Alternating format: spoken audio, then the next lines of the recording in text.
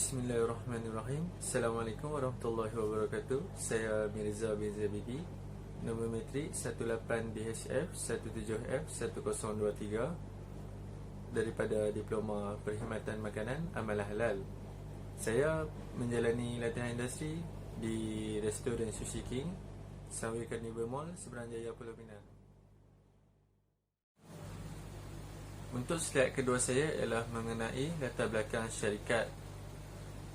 Tan Sri Datuk Fumihiko Konishi merupakan orang yang berperanan penting dalam Tetsuya Group.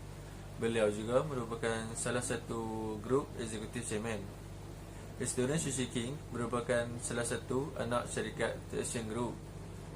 Restoran Sushi King juga ditubuhkan pada tahun 1995, 11 Januari di Kuala Lumpur. Setelah beberapa tahun berlalu, restoran Sushi King menjadi popular dan berkembang pesat, dan juga terdapat lebih 80 buah cawangan di sekitar Malaysia. Ia juga mempunyai keunikan tersendiri seperti mempunyai sushi di atas tali pinggang yang berpusing di tengah-tengah restoran. Secara tak langsung, restoran Sushi King ini berbeza dengan restoran sushi yang lain. Contohnya seperti restoran Empire Sushi. Berikut pula merupakan peta Sushi King di dalam Sunway Carnival Mall. Sekiranya anda melalui pintu di hadapan mall, anda akan dapat melihat restoran Sushi King di sebelah bahagian kanan berhadapan dengan restoran King Gary. Slide keempat saya pula ialah mengenai misi dan visi restoran. Misi restoran Sushi King adalah kami berjanji untuk membuat orang tersenyum dengan layanan yang diberikan oleh kami setiap hari. Untuk visi pula, visi restoran Sushi King adalah ingin menjadi pilihan pertama pelanggan. Untuk slide seterusnya pula menunjukkan carta organisasi, iaitu posisi setiap pekerja masing-masing. Antaranya ialah District Manager, Restaurant Manager, Chief Cook, Assistant Restaurant Manager, Service Crew Leader, Kaitan Crew Leader, Senior Cook, Service Crew, Kaitan Crew, Kitchen Crew dan juga waiter sebagai part-time. Okey, semasa berada di restoran Sushi King, tugas saya terbahagi kepada dua, iaitu tugasan di servis dan juga tugasan di kitchen. Semasa berada di servis, tugas saya ialah membawa pelanggan yang datang ke meja. Kemudian saya akan mempromosikan produk kepada mereka. Setelah itu saya akan mengambil pesanan makanan oleh mereka, dan apabila mereka selesai makan, saya akan membersihkan meja dan juga mengisi semula peralatan dan juga bahan sampingan seperti chopstick, wasabi, mitsume dan juga shoyu. Semasa closing, saya pula akan menyapu dan juga mengemop lantai. Untuk bahagian kitchen pula terbahagi kepada 4 bahagian, iaitu agimono, yakimono, dishop dan juga dishwasher. Untuk bahagian agimono, saya ditugaskan untuk menggoreng beberapa bahan basah dan juga bahan kering, seperti saya akan menggoreng cendawan, antaranya ialah shiitake. Saya akan menggoreng ebi fry, ebi ten, golden ball dan juga lain-lain bahan lah.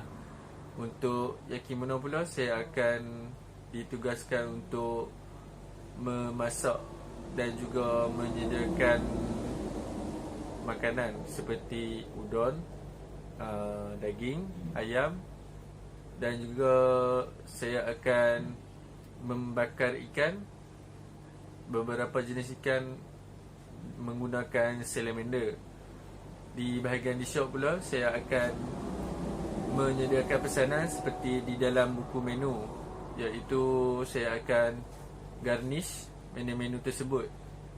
Di bahagian dishwasher pula, saya akan membasuh segala peralatan yang digunakan di Sushi King seperti Slide saya kali ini menceritakan tentang Bonanza Sushi King, di mana hari Bonanza Sushi King berlangsung selama 4 hari.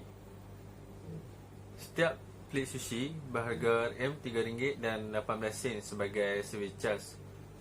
Kepada pelanggan yang datang, boleh menikmati seberapa banyak pun plate sushi yang mereka inginkan. Pada hari Bonanza tersebut, saya ditugaskan untuk membuat rice ball. Slide kali ini menceritakan tentang cabaran-cabaran yang saya hadapi. Antara cabaran yang saya hadapi semasa di servis ialah melayani kerana pelanggan, dan juga restoran tidak dinaik taraf.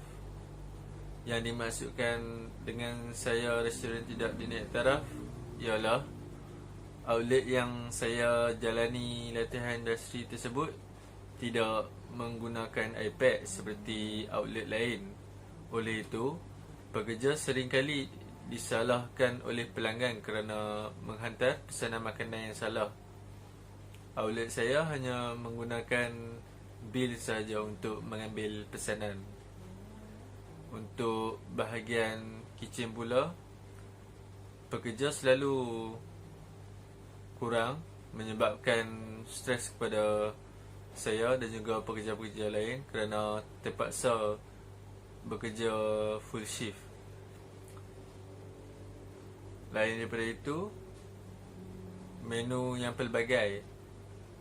Disebabkan menu yang pelbagai, saya perlu mengingati setiap menu untuk memudahkan dan melancarkan kerja saya, dan juga untuk mempercepatkan kerja saya kerana restoran tersebut mempunyai ramai pelanggan.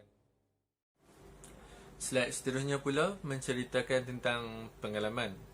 Antara pengalaman yang saya dapat ialah cara untuk melayani pelanggan, menyediakan pesanan makanan oleh pelanggan, sikap bekerjasama antara pekerja, mengetahui cara table setting di restoran tersebut, dan juga bekerja full shift. Antara cadangan saya kepada syarikat ialah membuat penambahbaikan sistem di dalam restoran, seperti menambah iPad untuk memudahkan pekerja. Selain itu, memberikan pekerja pakaian mengikut keselesaan dan juga mengambil pekerja secukupnya. Cadangan kepada pihak politeknik pula ialah menambah waktu untuk belajar, menyiapkan segala kerja yang diberikan. Kesimpulan yang dapat saya buat semasa menjalani latihan industri ini ialah, yang pertama, mempunyai sikap disiplin ketika bekerja adalah kunci untuk berjaya. Dan yang kedua ialah memberikan perkhidmatan yang bagus kepada pelanggan adalah penting di dalam industri.